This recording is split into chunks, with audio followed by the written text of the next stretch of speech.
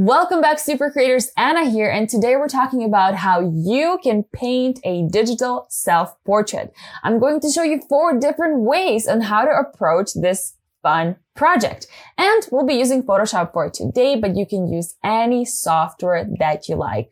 I've done so many self-portraits because every time in art university you take a new course, most of the time the first project has something to do with a self-portrait. So I'm kind of a pro at it. I'll be breaking down this video into 4 different parts. First, level 1, we're going to do kind of like a cheat code to self-portraits digitally. Level 2, we're going to do a stylized digital portrait. Level 3, we're going to create an actual digital painting of your face. And then the final level 10,010, we're going to take a little challenge and I'll tell you more about it soon. So I hope you'd give all of them a go. This is so fun. You can use your face. You can use somebody else's face. It's really up to you. So let's just dive in and let's go.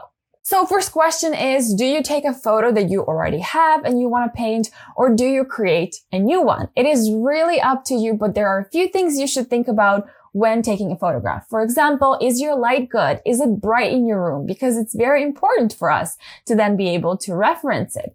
Do you want some sharp shadows when you're painting, which will help you a lot? Or is your style more cartoonish or stylized, and then shadows don't really matter at this point? So it's really your call, but if you do want to take a photo right now, I'd suggest taking it from a few different angles, and also make sure that you're standing in front of your window or go outside if it's warm and just use some bright lights. Another thing we can think about before getting started is, what kind of style am I going for? If you're already an advanced artist, you probably have a style, so that really doesn't apply to you. But if you're a beginner artist, there are so many different possibilities.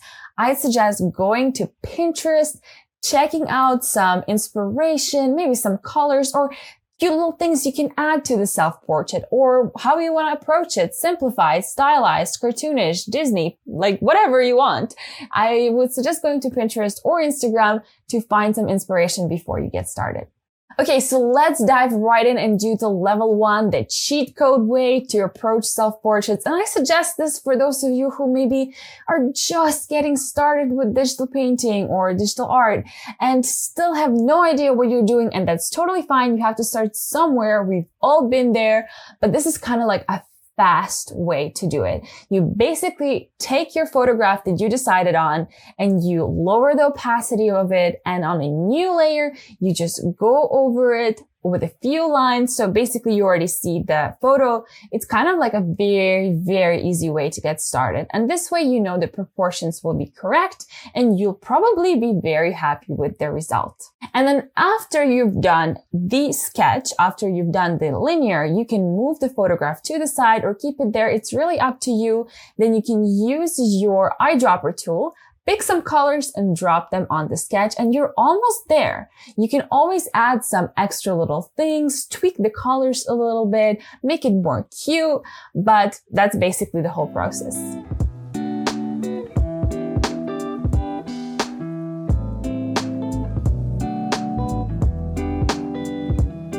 So as we're finishing off with the first assignment, the second one goes into more depth. So we actually will be drawing and sketching on our own. And if you're a beginner artist and you want to learn how to sketch digitally, how to use some digital tools, I'd love for you to check out some of the courses that I created for my patrons. They're at learn.yourartpath.com. I'll leave a link down below. And there are 4 courses that I created for beginner digital artists so they can get started creating amazing art faster. So if that sounds like you, check it out with a link down below. Thank you.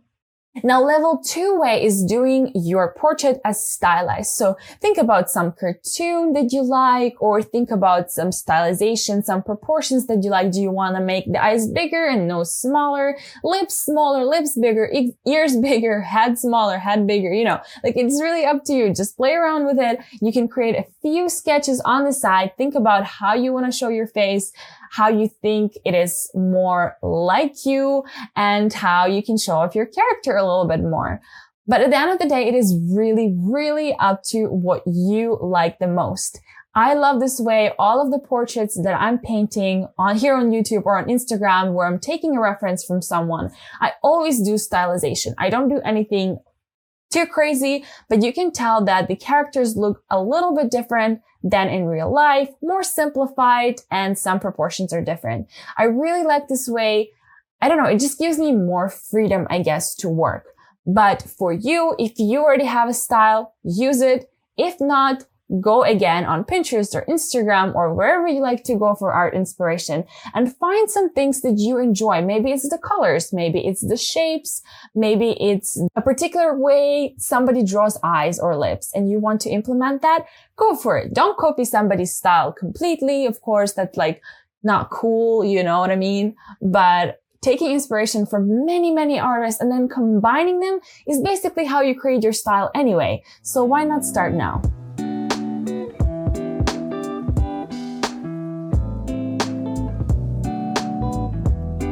Before we move on to number 3 self-portrait challenge, please like this video if you're enjoying it. Also subscribe to my channel for more content like this and hit that notification bell icon. It makes an amazing sound and also it will notify you if I make new videos that you might enjoy as well.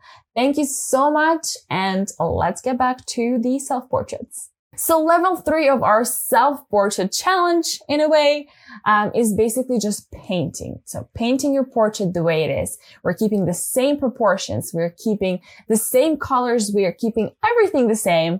But of course, with painting, it's going to turn out a little bit different. Maybe, hopefully, a little bit more interesting. But other than that, this is just your regular self-portrait as they teach you in school or as some people would love to do. This one will probably take you the most amount of effort and time, but at the end of the day, it is worth it. It is worth to be able to see all the different possibilities that you can possibly create using the self-portrait. One photo, 4 different styles, 4 different results. And while you're doing them, I urge you to think, which one am I enjoying the most? Maybe the first one is not the best option. It's great for just beginners. But do I like it stylized or do I like it more realistic? That's something for you to figure out, and that will help you decide on what kind of work you want to create in the future. So exciting.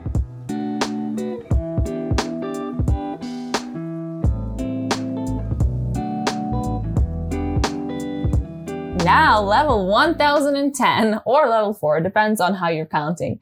We're talking about a stylized / realistic / let's add something amazing kind of self-portrait.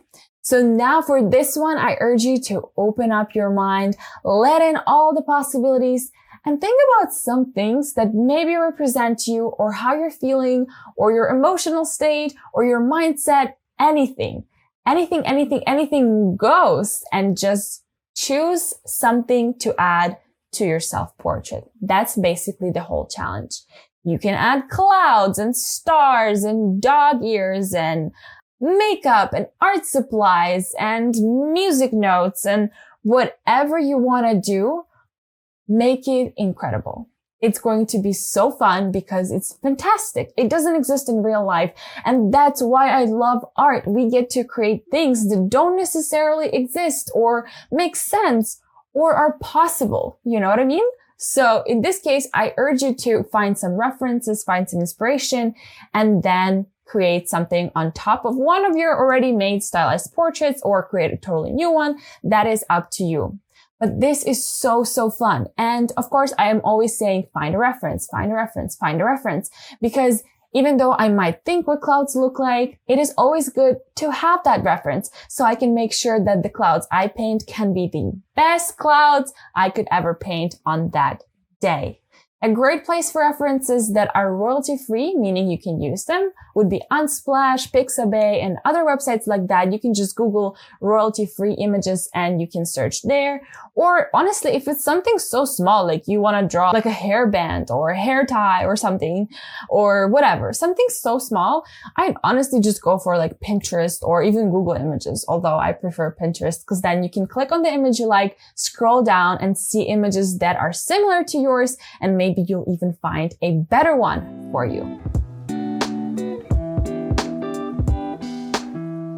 And these are the 4 different styles. Do you guys like them? Which one is your favorite? Let me know down in the comments below because I would love to know what you think. And if you tried all of them, please tag me on Instagram at anasock_art.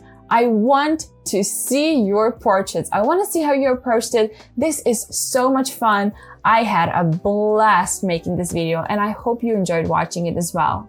So if you did, make sure to hit that like button, subscribe to my channel for more content like this, and hit the notification bell icon so you don't miss any of my future videos. Thank you again so much for watching, and before you go, check out these 2 playlists.